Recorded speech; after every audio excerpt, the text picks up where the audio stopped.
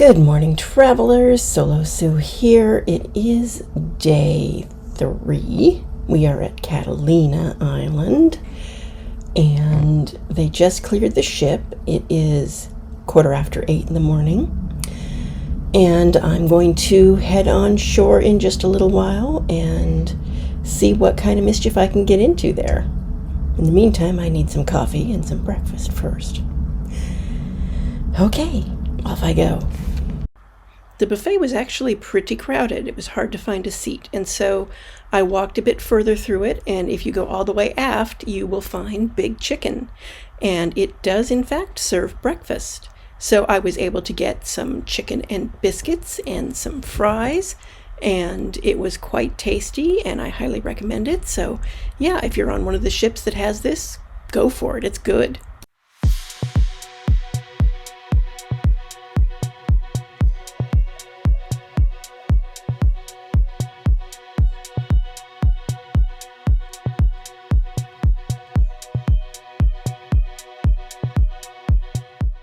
I made my leisurely way down to it was deck 0 that was doing tenders, but they had us go to deck 1 and walk all the way around the bank of elevators and back over to the stairs to go downstairs.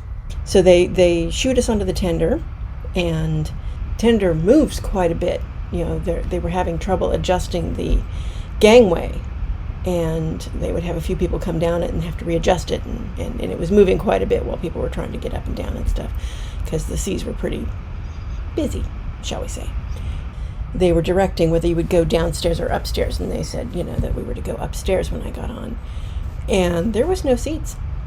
So I went over to the side that was going to get the best view for filming the ship as we left, because why not?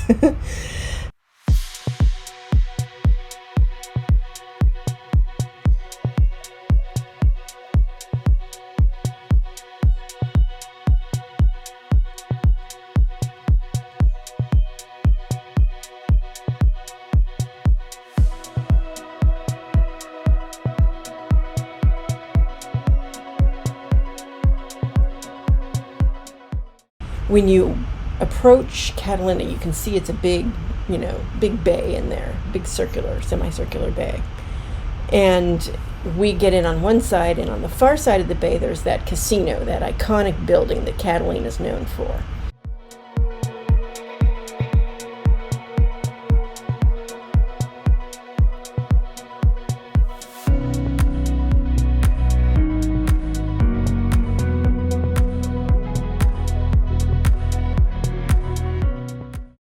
So when you get off the tender, you can either go to the left or the right. Going to the right takes you into town, and going to the left, as you can see here, will take you eventually out to an area where they are selling shore excursions, but also where they have luggage services and some facilities. I think there's a restroom there.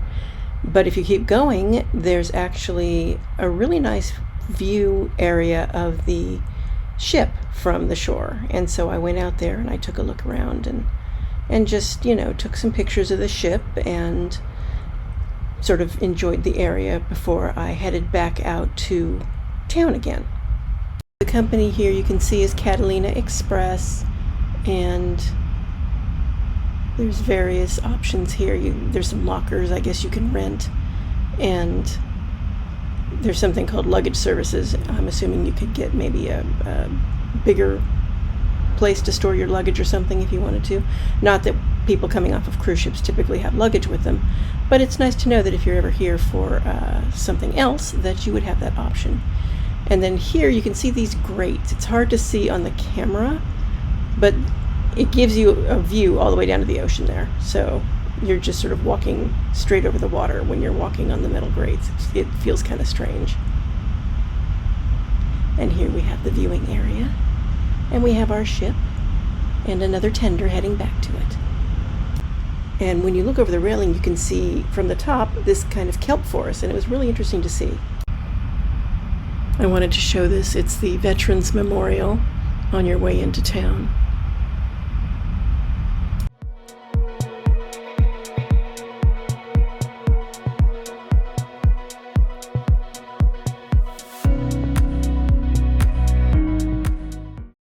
And apparently you can buy bricks in memory of people that you want to honor, which is really nice. So that's what all these bricks on the ground are.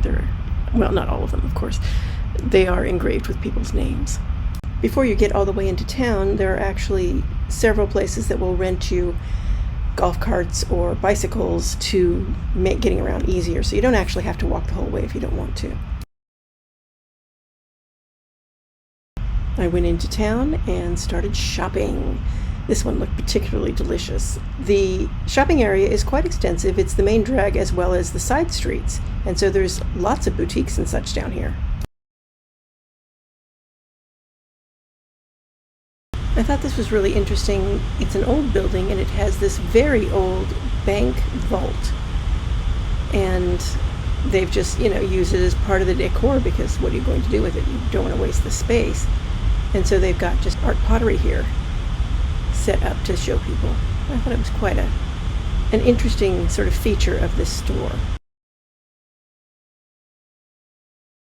I think I was hungry when I was shopping because I was focusing on all the food, it seems like. There are a lot of bars and restaurants down here, though, so if you get hungry, there's no shortage of places to go.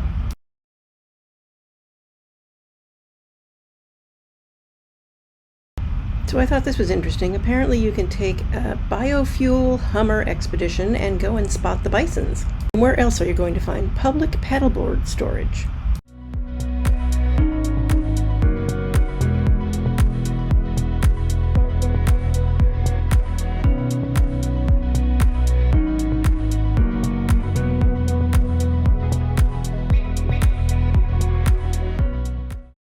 Okay, off to the casino/theater/ whatever that building is these days.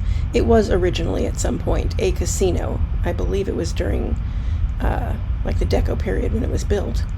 But it's very pretty. And this is a very pleasant walk just along the shoreline here. You can see the wildlife, such as our little friend, this pelican. And then later on, we make friends with a different bird. It made me wonder at first if this little guy was hurt, but then he starts to, hop from rock to rock and go, and he seems to have very little fear of humans, which may not be a survival trait, but what can you do?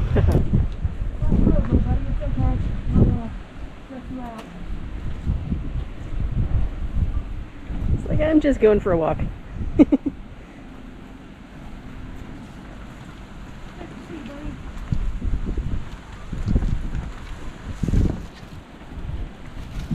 Pretty cool.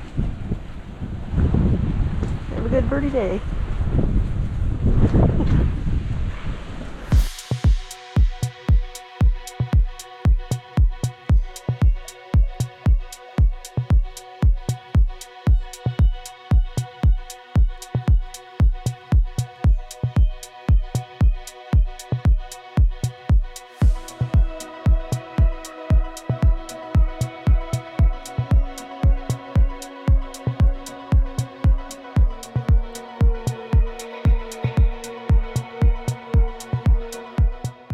In addition to shopping, I made my way all the way over there. I didn't think that it was going to be open, and it was not. Normally, in non-COVID times, there's a company that offers a couple of tours of that facility, but they weren't running tours today. So I went there, and it's still a pretty building, and there's a lot of really nice artwork on the entrance and everything. And so it was fun to sort of walk around it and then walk all the way to the back, and you can get some good shots of the ship there too. And yeah, it was a good walk. I definitely made my steps.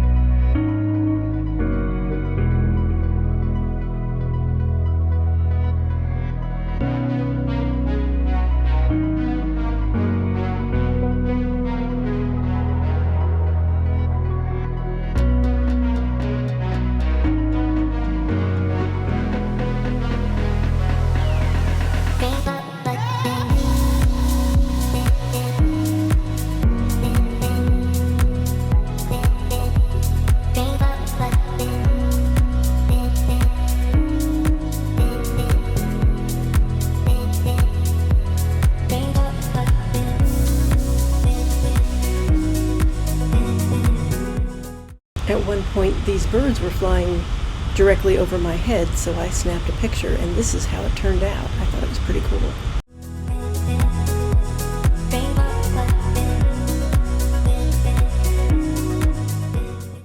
I also had a little time to hide a few more ducks, and this time, for I believe the first time, I actually found a duck. He's coming up right after this one. I saw this one found, actually. And this is the duck that I found and re-hid on the cruise. Hey, you're excited. We want to welcome you here to our Build-A-Bear at Sea workshop. If we have not met yet, my name is Ryan Rose. I'm the cruise director here on board. Now, everyone here should have a heart. Does everyone have a heart? Yes? Yes, everyone has a heart. If you have a heart, I want you to stand up where you are. Stand up where you are if you have a heart, no matter where you are. I'm going to put my friend right here.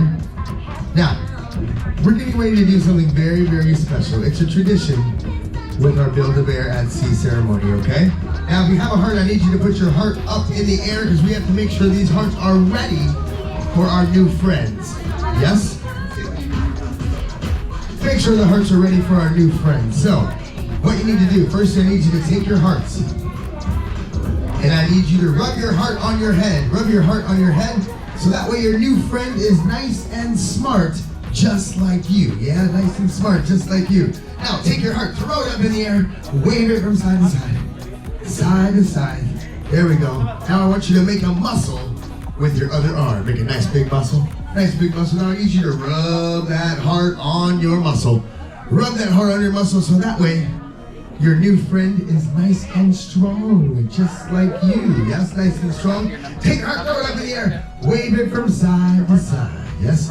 Now, what I need you to do, I need you to take your heart and I need you to rub your heart on your knee. Rub your heart on your knee so that way your new friend knows you'll be there whenever they need you. Oh, I'll be here all night. Take your heart, put it up in the air, wave it from side to side. There you go. Now what I need you to do is take your heart, I need you to rub it on your toe. Rub it on your big toe. Rub it on your toe. So that way your new friend is totally awesome. Take your heart, throw it up in the air, wave it from side to side, side to side. Now what I want you to do, I want you to take your heart, close it tight in your hand. I want you to bring your hand to your mouth, give your hand a kiss. And so now your new heart has tons of love and love and love forever and ever and ever. Who's excited for Build-A-Bear at Sea? Well, listen up, family, it's really simple how it's going to work. As we said before, you're going to come over here, you're going to take a look at the bear that you want. The team is going to pick that bear out for you. Then you can come over here, any outfit that you want, you can go ahead and grab it. Now, these do range in different price ranges, so make sure you go ahead and check out what you're getting. And of course, then you're going to go over here, you're going to get it stitched up. You're going to stitch it up, some little surgery, cosmetic surgery is going to take place over here. Then we head over here, down towards the exit, to the Adoption Center is what I like to call it. That's the Adoption Center. That's where you go and you'll make it official, okay?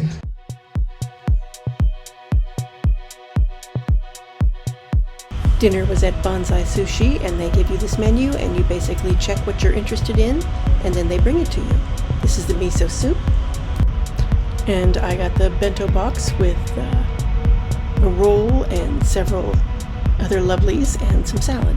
It's really simple. You just gonna walk forward 8 times. You go 1, 2, 3, 4, 5, 6, 7, 8. Got to take your ready. From the top. 5, 6, 7. Walk it out. 1, 2, 3, 4, 5, 6. This is the last one. Swim and swim. Touch. Swim and swim. Touch. Swim and swim. Touch. Swim. Let's shake it to the right. Shake it, shake, shake, throw.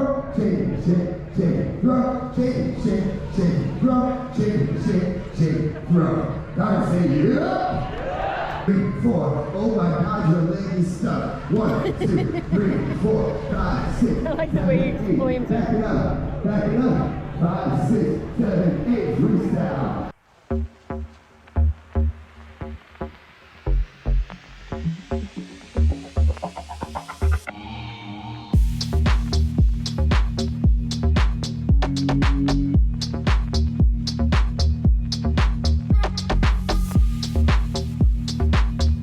All right, Jennifer, have you played Deal or No Deal before? No, it's okay. I'm gonna explain it to you. Of course you have. Have you seen the show though? I enjoyed watching this, and Jennifer enjoyed it even more than I did.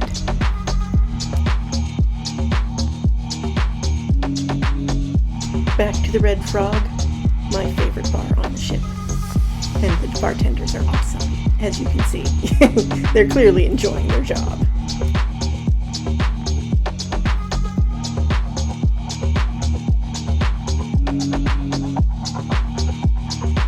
I ended the evening with Mick, the Carnival Cruise Line tip-giving suit guy, a fellow YouTuber, and I should certainly say go and give him a follow. Hello, Solo Sue here, and this is the end of our day in Catalina. It was actually lots of fun. I enjoyed myself. I was tired by the time I came back after all that walking. It was probably about 1 o'clock, and the last tender was going to leave at 3:30. So it was a bit early for people to be, concerned about getting back on the ship. And yet, there was a fair line there of people waiting to get on the next tender.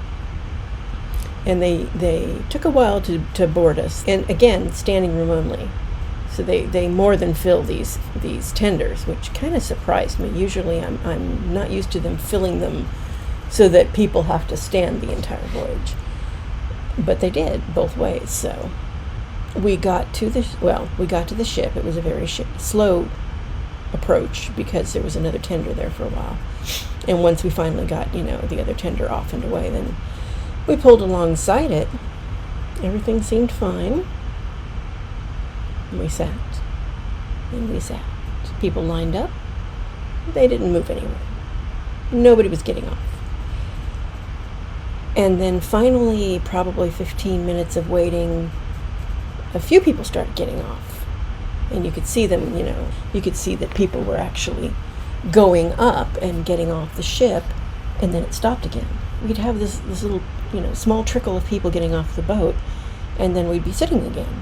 And I swear, it felt like a good hour to get everybody off the boat. I have never seen a tender take that long. They readjusted the gangway several times, and the seas were just rocky enough that it was a challenge to make everything stable enough for people to be able to get off. And it made me wonder, what would happen if it got worse? I mean, what do they do if they actually can't make it so that you can get off your tender, even though you've gotten all the way to the ship? What if you can't get on the ship? And it makes me wonder what kind of contingency plans they have for that, because it could happen, especially with, weather changes or something that come up. And, the seas could get a bit choppier and they could have to stop tendering, and in which case, how do you get your passengers onto the ship? If any of you know how they handle that, I would love to hear about it in the comments, because I'm curious, and it really made me wonder, are we going to be able to get off this tender? Because it was taking so long. So we did eventually get off. I'm assuming everybody got off. Once it was my turn, I got off and got out of the way, because you don't want to linger. But I was very glad to get back on board. Tomorrow we are going to Ensenada, and I got another slip under my door saying that the shore excursion I booked, which was going to be an all-inclusive resort, the excursion's not going to run because they did not have enough people. They have a minimum number that have to make it. I think it said 10, and they didn't have 10, so we're not going to get to do that either. This has not been my cruise for being able to do the shore excursions I've booked. I'm 0 for 0 now here. I had dinner at Bonsai Sushi. It was very good. I really like sushi, so it's always nice to have that option on a ship. Although I didn't finish it all. They offered me a doggy bag, a box for it. Only the box is probably twice as wide as the refrigerator. I'm thinking either I'm eating it tonight or it's not going to happen, because I don't think I can fit it in the fridge.